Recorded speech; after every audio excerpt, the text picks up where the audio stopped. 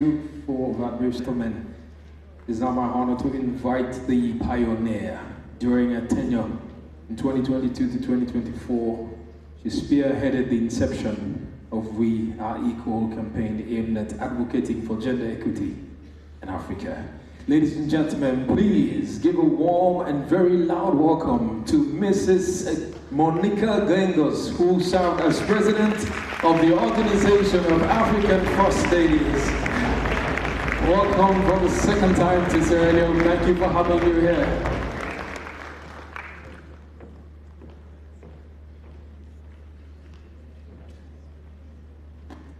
Your Excellency, Dr.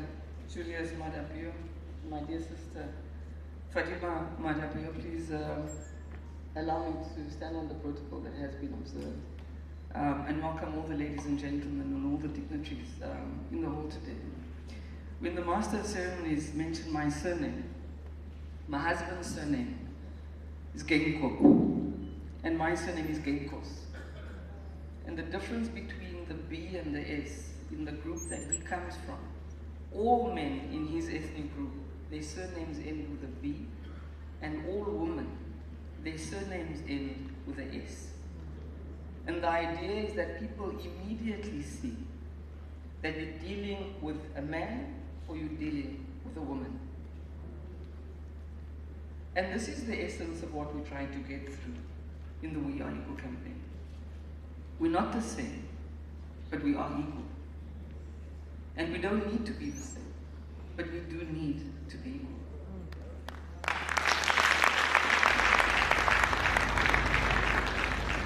So it's an incredible honor and a privilege to be here with you today to witness President Madapio sign this bill and to launch the We Are Equal campaign together with my sister, Fatima.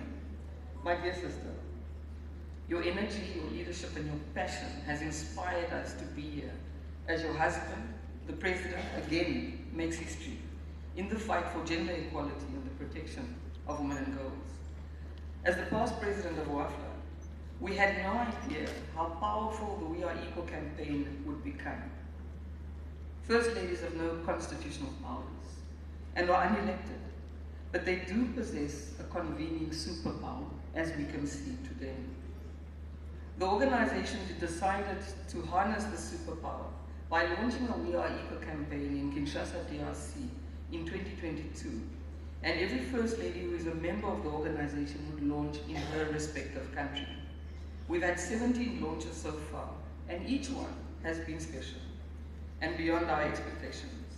And our intent is to spread this message to an intended audience of 600 million Africans, and we are confident that we'll achieve this target.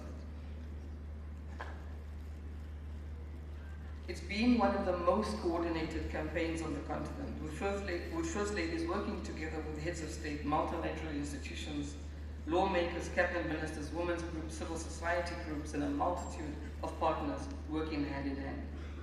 The work of the We Are Equal campaign looks to spotlight the work we need to do to close the gaps in achieving gender equality.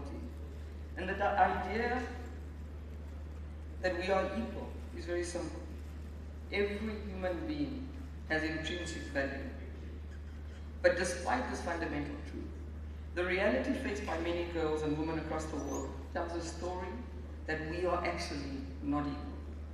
Women experience inequalities in healthcare, education, economic opportunities, and freedom from gender-based violence, and every area that you can imagine.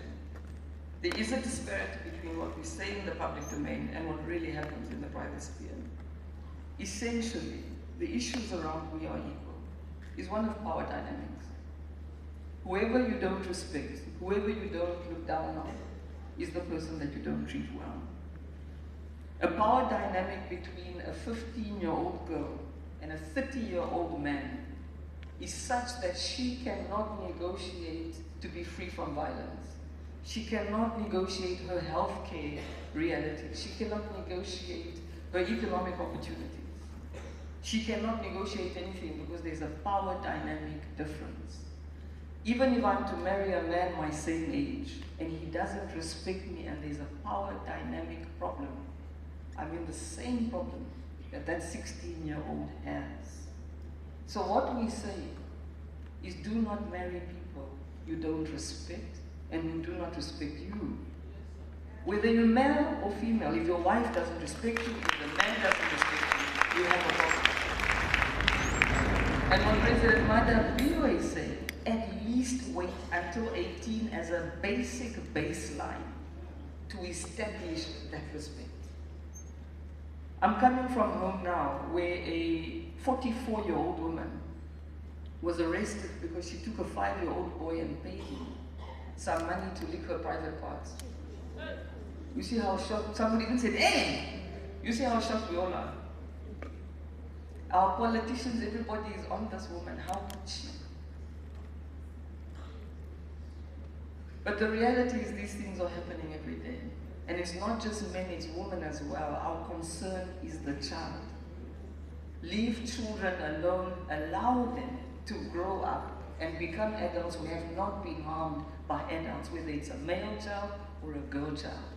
It is easier to fix broken children or not break them at all than it is to fix broken adults. Because broken adults have broken families lead to broken communities break countries. Leave children alone. Hands off our girls. The aim of the We Are Equal campaign is for African First Ladies to amplify the essential truth that we are equal and we've always been. And these campaigns are critical companions because to change societal behavior requires all of our voices to say the same thing. We are equal. When we say we are equal, we don't say we're the same. Men remain men, women remain women. All we are saying is that we have all the same need to be protected and loved. And closing the gender gap is not just good for girls and women, it's good for everybody. When we empower women, we empower families, communities, and nations. When we invest in their education and health, particularly in sexually reproductive health, we unleash the fulfillment of the potential of our continent. When we remove the barriers that hold women and girls back, we create a future of equal contributions that enable all of us to thrive. It's also a campaign of special moments. We are indeed privileged to witness the presidential assent of the prohibition of the child marriage bill as one of those special moments. Another special moment for me was when I sat in a holding room with President Mada Bio, waiting to celebrate Sierra Leone successfully ensured that the 77th session of the UN General Assembly declare 18 November as the World Day for the Prevention of Healing from Child Sexual Exploitation, Abuse and Violence. As we waited in that holding room, President Mada Bio said something that I never forgot. And he said it again today. He talked about exogenous factors, things that are outside of your control. You can call them independent intervening variables. President Mada Bio cannot control whether there's floods. He cannot control and could not control COVID-19. He can't control global commodity prices that impact your economy.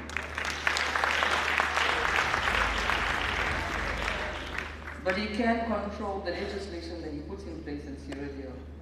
And that's what he'll be doing today. And what he said in that holding room is that there are so many things I can't control.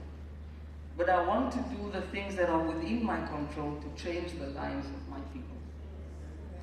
I never forgot that, President.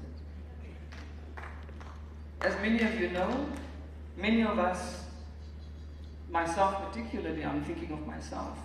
This time last year, I was the First Lady of the Republic of Namibia, and my husband was the President of the Republic of Namibia. He was healthy, he was happy, he was doing everything that was in his control. On the 4th of February this year, he passed away as an incumbent president. It's one of the most difficult things that the country has gone through, but it was also difficult for us as a family. And as we reflect on him, he was called by the country that he served. They called him the people's president. Because you don't name yourself, you don't determine your legacy. It's what you do when you're in power and when you're alive that determines what people call you. President Leo, I'll call you a people's president. Yes.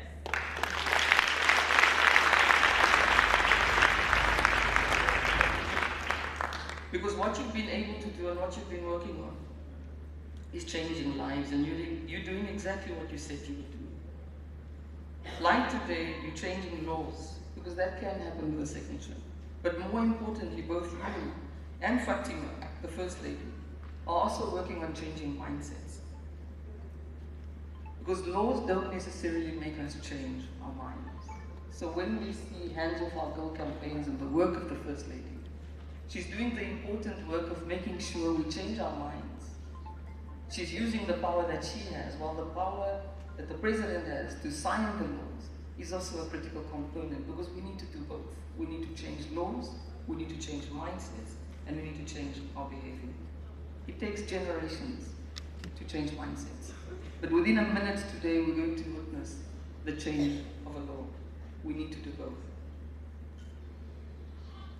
At the end of the day, presidents have many voices in their ears, and we all telling them what to do, what we think they should do.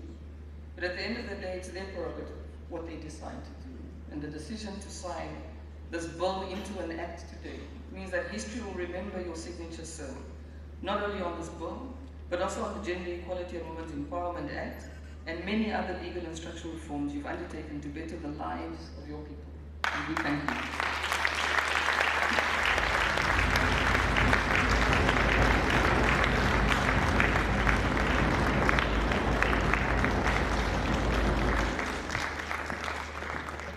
Thank you, Mrs. Geingos, for that statement.